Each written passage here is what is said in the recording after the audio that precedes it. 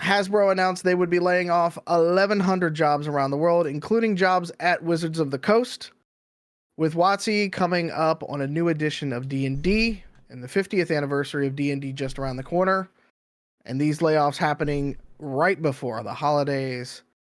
How worried should we be? Straight up, not. Nothing's going to change. Nothing's going to change. You and I spent a lot of time looking at their last quarterly results yesterday. We did. Here's the facts, and let's start with this from both me and Mello. My heart goes out to everybody who lost their job 12 days before Christmas. Okay. My biggest critique of Hasbro right now is right now. Yeah. Okay. Straight up, you didn't need to do it now. You didn't. Okay. Is Hasbro or WotC in trouble? No. Like, that's the short answer to the question. We're going to dive a little deeper into this because there's actually some very interesting numbers in the quarterly report that aren't normally broken out. Yeah. And I think it signals what they are actually going to break out going forward. But to add on to, because I've been thinking about this since I started writing the notes and everything like that on Monday when this story broke, because I get pissed off about stuff like this, because to jump into some of the quarterly report stuff and all like that, WotC is the only profitable portion of Hasbro this year. And they're cutting jobs across the board in a place that has been, for lack of a better phrase about it, has been knocking it out of the park this year. Like, you can disagree all you want about the direction of D&D. You may not play Magic the Gathering. That's fine. The numbers do not lie. They have been doing fantastic work all year. Mm-hmm. And the amount of just like for instance, like Tabletop, which they have broken out in their filings as late as the Q3 filings for this year. Mm-hmm. Tabletop gaming actually rose 1% year over year, which that accounts for Magic and D&D sales. That is different from Baldur's Gate 3, which also did, they have, as we all know, gangbusters in terms of sales and awards and everything else that comes with it, but that is broken out separately. Just so we don't get dinged, I'm going to say, technically speaking, consumer products, the toy division was technically profitable. It was not as profitable as it's been as year in past, but it was just so that A, the comments, and B, Hasbro doesn't, be like, libel. It's not libel, but slander. I'll bite my tongue on what I was going to say to actually say that what is slander, but I'll just bite my tongue. Technically, the toy division was profitable. It was not from their operating expenses portion, though. It was, and that's the biggest difference. So the because biggest, their revenue was revenue was actually operating up. Expenses went up too. All right, so let's break this down, and the simplest way to put this. And I saw a lot of people online, and so I want to break down a couple of the numbers that I read in the 10Q for people who don't have the patience or like desire to read a 10Q because I'm a giant nerd. Okay. Here's the facts. Hasbro burned over $1 billion in cash in the last year. Okay. Yeah. That's straight up. Lit it on fire. They lit $1 billion. They have $1 billion less in assets this year than they did through the first 9 months of 2023 than they did through 2022. Okay. And they are operating at a loss this year. They took some massive write-downs on the D&D movie, which, again, not commenting about the quality of the film itself. Okay. The D&D movie was a fucking debacle. It was a debacle. Right? They call that a bomb at the box office. Bombed. Bad. Right? And I, for one, and we've talked about this on the show previously, you like the movie. You like the movie. I fully blame the marketing team. Whoever they hired to market that movie, whatever third party, because most of those are done by third party companies, they're not done by Hasbro. Whatever third party company Chris Cox decided to hire to market that film, just fumbled the ball. Yeah. Okay. It was bad. Okay. They burned $1 billion in assets. Okay. Mm-hmm. Revenue is actually up. Profit is way down. They also have a huge write down because they are selling E1. Now, which is the company that produced. Right. They bought Dungeons E1 for $4 billion and they're selling it to Lionsgate for $500 million. Right. They're doing that for a couple of reasons. They bought E1 to get back some of the rights that they'd actually licensed out to include D&D. Right. And they were co-producing that stuff with Paramount. Okay. Who took the other half of the write down on this particular bomb of a movie. Right. They're selling E1 to Lionsgate, but all of the properties go to Lionsgate except for the stuff that's Hasbro owned, like Dungeons and Dragons. They retain those rights. Okay. And that's going to help them in spite of the write down. Before you go on, this is separate, by the way, too. This is why Marvel owns the rights to Spider-Man in the comics, but Fox owns, or Sony owns the rights to Spider-Man in the movies, is what he's explaining to that. So think about it in those two kind of terms as to why they went and paid for a production company to make sure they got the rights to a IP that they technically already owned, but they didn't own in this particular space, because that's how copyrights and trademarks work. And so now they've got to sell it at a significant loss. So if we're crossing T's and dotting I's, I just wanted to draw that out. Yep. So they're taking a big write down on that. Now, in the end, it's going to end up helping them, because after the first of the year, when the sale closes and it's already cleared its regulatory hurdles, it's going through. They're going to get $375 million in cash from Lionsgate. Okay. That's the cash that they're going to realize at the first of the year, which will rebuild their coffers. If you want to talk about how much cash they just lost, where's their dang balance sheet? Scroll through Excel.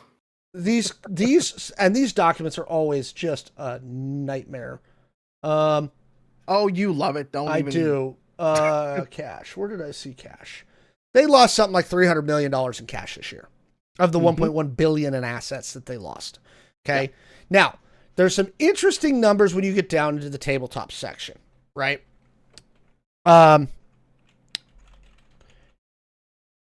And first time that they've actually broken out tabletop. This is the first time they've really broken it out that I've seen. Here's what's interesting. Without Baldur's Gate, I think they're screwed. I think they're in real trouble. Okay. They're not up revenue-wise much over prior year. If you look at the 9 months ending October 1st, they're not up much. And most of that, I think, is Baldur's Gate. And the tabletop division is only... You're talking... No. Sorry, Baldur's Gate 3. But let's be consider. WOTC is not up much year over year. No. And you're attributing that to Baldur's Gate 3. The tabletop section is broken away from BG3. Yes. So tabletop section is actually up less than 5%. Right? It's not up much this year. But growth at the end of an edition. Yes. Right? Which is something we talked about in the pre-show. They already announced that D&D 1's coming. Yes. A lot of this they attribute to Magic this year. Specifically, Lord of the Rings was a huge sales boom for them. But they're not up much. Their digital's up, but not that much. And again, I think most of that's probably attributed, and they actually say a lot of this is attributed to Baldur's Gate 3 and Monopoly Go. This is where they're making all their money in digital gaming. Yep. Right? The ironic thing about that is profit on those brands is down. They made more money, but they didn't make more money. Right? That's the thing that you have to remember. Yes. Net revenues are up. Profits are down. Okay. They're down about 4%. Now, Q4 is going to be really interesting to see where WOTC lands at the end of the year. Right. Which if trend follows, right? Because somebody even said this in the chat. A lot of companies have been laying off a ton of people.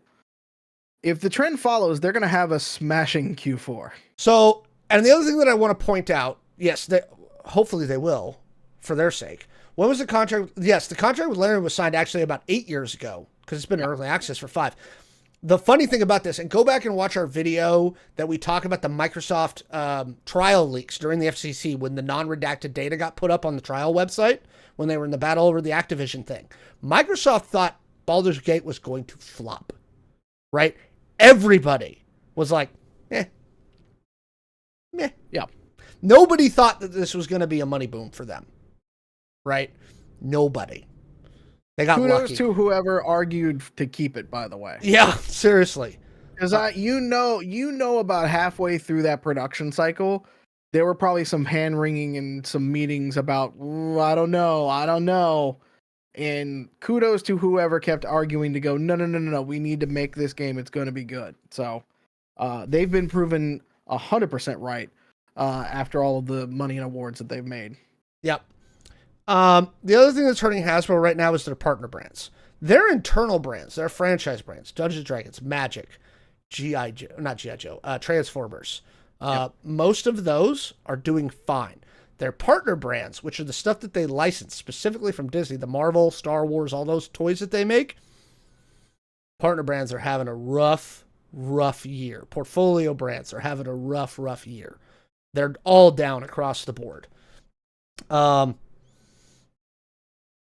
Again, is Hasbro going to go bankrupt? Nope. They're fine.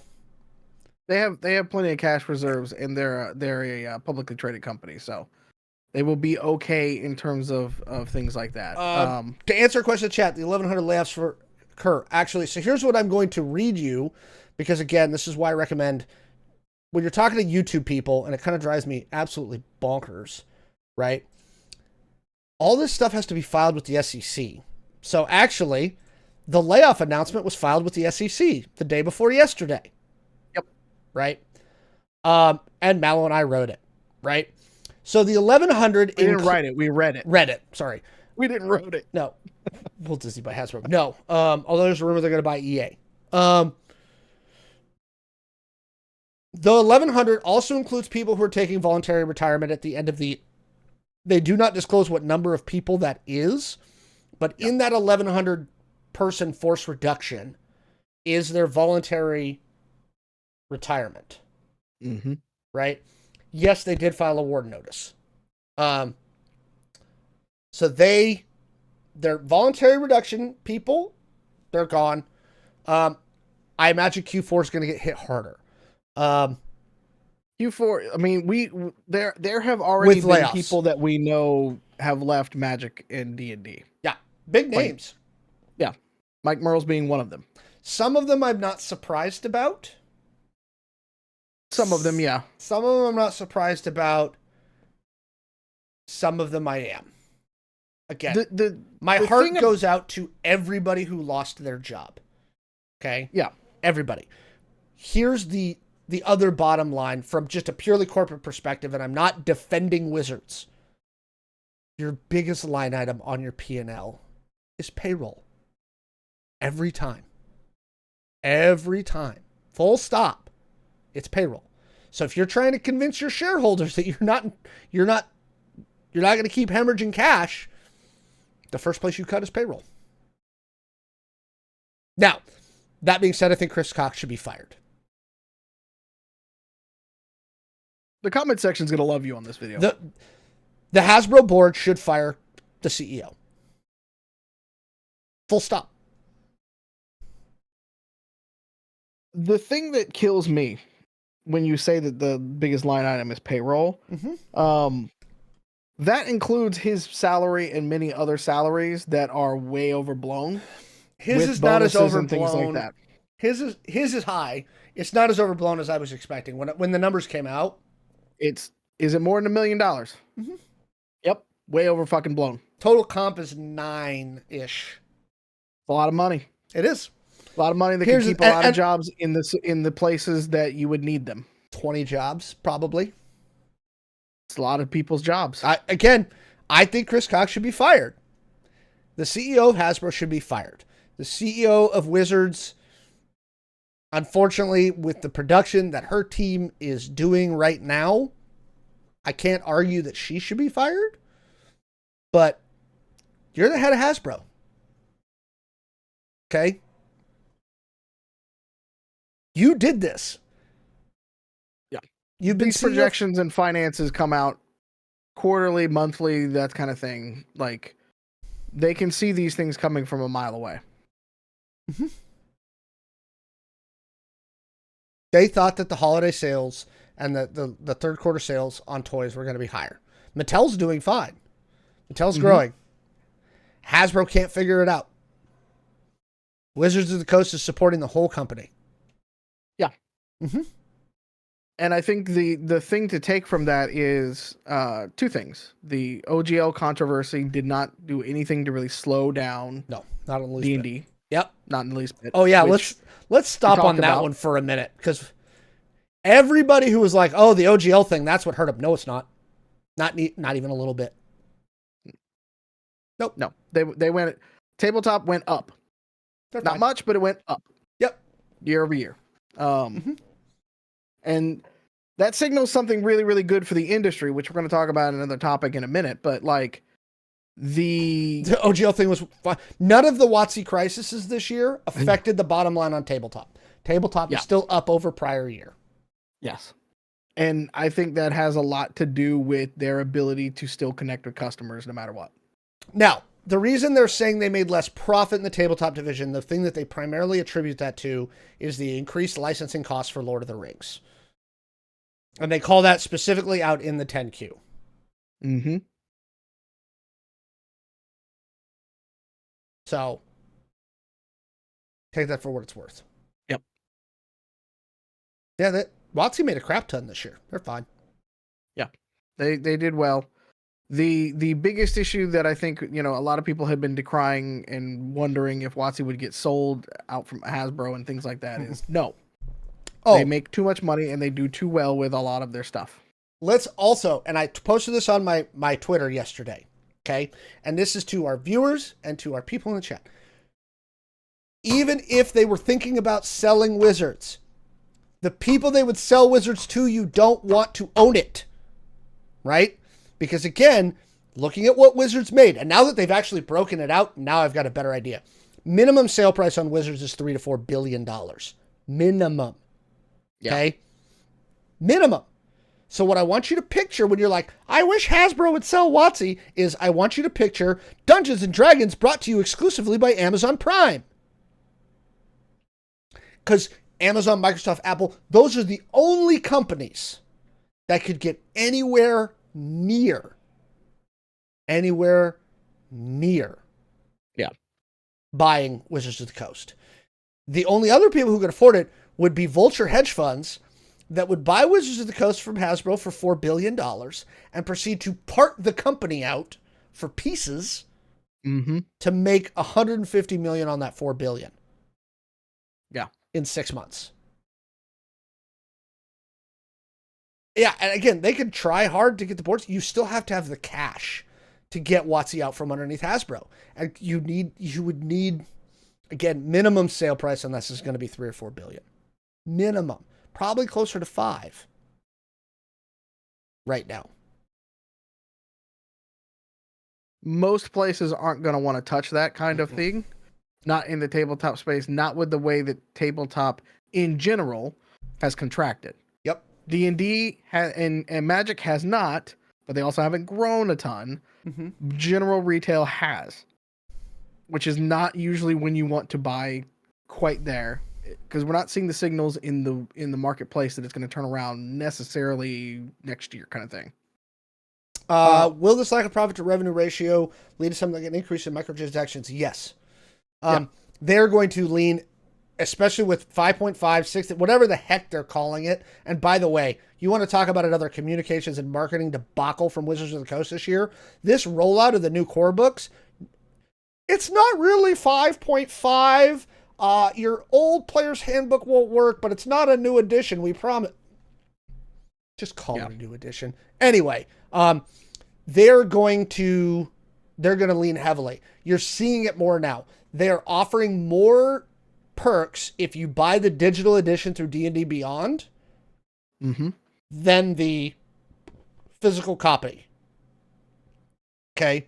You're getting way more if you buy the digital version through D&D Beyond. Again, go back and watch our video on physical media. There's a reason I don't buy my books on D&D Beyond. Yeah. I don't. It's abysmal marketing job of the 50th anniversary. I don't even know if they've even started to market the 50th anniversary. I mean, it doesn't technically start for another 18 days. Yeah. I am interested to see what they're going to do for that whole kind of thing. And see what the reaction is across the board in the industry and stuff like that. I don't know if it's necessarily going to hurt as much as maybe some people think it will. Somebody clip this. We'll see. Here's what they're going to do, because this is where they're dumping their cash right now. Right? They're going to run a series of actual plays, and they're going to roll out as many celebrities. Deborah Ann Woll, Matthew Lillard, Vin Diesel, whoever they can get. Right? And it's all going to be Patton Oswalt's in that new D&D show. Right? Mm-hmm. That's what they're going to do. It is not going to be player focused. It's going to be, look at all the cool people who play D&D. Isn't D&D cool? Right? That's what I think they're going to do for the 50th anniversary. Okay. We'll see. We'll see how that works. Once they get around to marketing it and stuff like that. Do you think they're going to actually, I'll ask you as a marketer, based on what you've seen out of them the last 2 years, the last 18 months even, do you think they're going to do a good job marketing the 50th anniversary of D&D and this new set of core rulebooks? Depends on how many people they just cut from the marketing department. They cut their one of the layoffs that was announced, the communications director for Wizards of the Coast. Yeah. And that's why I say that. Like, it takes a lot. And what happens with layoffs and things like this is they're going to hire a bunch of contractors for temporary headcount because that falls under a different part of the P&L. They don't have to pay benefits. They don't have to pay insurance. They don't have to pay 401k, 401k, all that kind of stuff. They're going to rehire a bunch of people as contractors for a lower rate. Even if they've got to pay a higher markup to a contracting service, it's still in the long run a lower rate. Or they will go with a outside agency. Yep. And those creative agencies and stuff will do all of the marketing for them. They'll have a press team, all that kind of stuff, which I imagine they're working with 3P agencies already because you don't have that big of a marketing department at Wizards of the Coast. I've seen all of their employment kind of stuff. I know a lot of people who work there. Like, it's one of those things that like you and in my former life, as big of a company that I used to work for, we did the same thing. We had people who would do all of the big heavy lifting marketing stuff for us, and we would sort of steer the ship. So depending on who they've got running that portion of it, kind of depends on how they're going to go for it. This has probably been in the works now for over a year, 2 years at least, how they're going to do the 50th anniversary. You'd think. I would expect they're not. I don't think it's just going to be actual plays. I think it's going to be an all-out blitz when it comes to marketing D&D, and I think it's going to go through the history. I think it's going to, it's going to hit on the pop culture and everything that's been happening right now. Much like how Disney's been celebrating the Disney 100th anniversary and stuff like that. Like, I think you're going to get a little bit of an all-out blitz from D&D because of things like Stranger Things and Vin Diesel plays it and stuff like that. You're going to get a litany of all these different kind of ways to do it. Like, I would not have a singular focus on the marketing going into the 50th anniversary of the world's most popular role-playing game. Let me rephrase the question. You know that my primary thing with the D&D movie was that I didn't know who they were marketing it to, right? Are you marketing this to D&D fans and only D&D fans? Are you marketing this to normie? Like, who are you marketing this to? My thing that I think that they're going to end up doing, and the reason I think they're going to fumble it, is I don't think they know, one, who they're marketing to specifically, right? And given their product release schedule, I don't know what they can sell in the 50th anniversary to increase revenues for D&D specifically, right? That's really going to help them that much. And two, I don't think they know how to market to the normies. I would say that the demographics that they probably have available to them, they know exactly what they're doing when it comes to it. I'm not going to undercut them on this particular one. Marketing a movie and marketing a game that you've been making since second edition. Third edition For this particular one when they took it over. I thought they took it over. They took it over at the tail end of second. They only released one product in second edition. Okay, so it was from second edition, but the first real edition was third kind of thing. I think they know what they're doing, and I think that it's going to be okay. You're probably going to see some stumbles and fumbles. Don't get me wrong. No marketing is perfect. What looks really good on paper sometimes flops with, customers and things like that. But they've got an entire year to get through a marketing campaign. And I think that depending on how it is executed and stuff like that, I think they will do just fine because they haven't had an issue marketing D&D. Clearly, they're still getting sales. Mm-hmm. They haven't had an issue marketing Magic the Gathering. Clearly, there's more and more influencers out there playing playing Magic than there ever has been in the history of the game. They're just throwing boxes of cards at people like Dr. Lupo, Ames TV, Pool Shark. Yeah, I'm specifically thinking about D&D. Like, I'm separating Magic from Understand that, I'm but thinking about saying, their 50th anniversary. There's a leap there, though, because there's crossover to the people who play Magic and the people who play D&D. There is, but again, I don't have a lot of faith in them to be able to market this one properly at this point. Yeah. Somebody in the chat's bringing up the 4E debacles. It's not fair to say they didn't learn because it's a completely different management team. They've got currently 1, 2, 3, 4, 5, 6, 7 releases coming out, I think, next year. Already announced, and probably more stuff on the way. I think the amount of stuff that they're going to go with and the amount of ways that they're going to do it, it's going to be E3 levels of hype around that new player's handbook and how that is going to change the game and everything that comes along with it. They're going to lean really heavily into that kind of marketing. And I think the niche crowd that got upset about OGL is going to probably stay slightly butthurt. There's going to be a portion of that crowd that's going to be okay. The OGL and then the normies aren't going to know any difference. Yep. And they're going to keep They didn't know what it was before. Yeah. Yeah. To answer one more question, how much is the split between D&D and Magic? After Mallow and I looked through the 10Q yesterday, our best guess is approximately 80-20. It's 80% Magic, 20% D&D. That's about as close as I can get without more information, and I'm not on the inside. I don't see their books.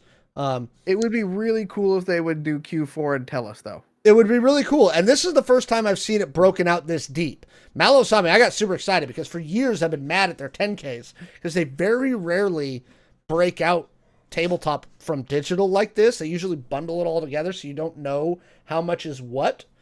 Mm-hmm. So I was super excited when I got to see it. Again, best guess, 80-20. There's a lot to dive one step further. As game designers ourselves, there's a lot of profit margin on cardboard crack.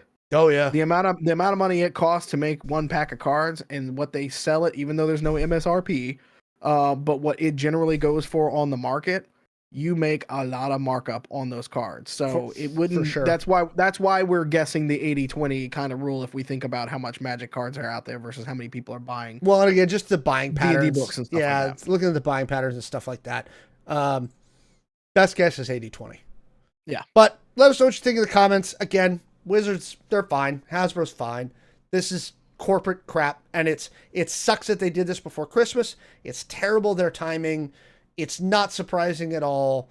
They're going to get a big cash injection at the first of the year, and then they're going to move into the D&D 50th. So we'll see. Let us know what you think down in the comments.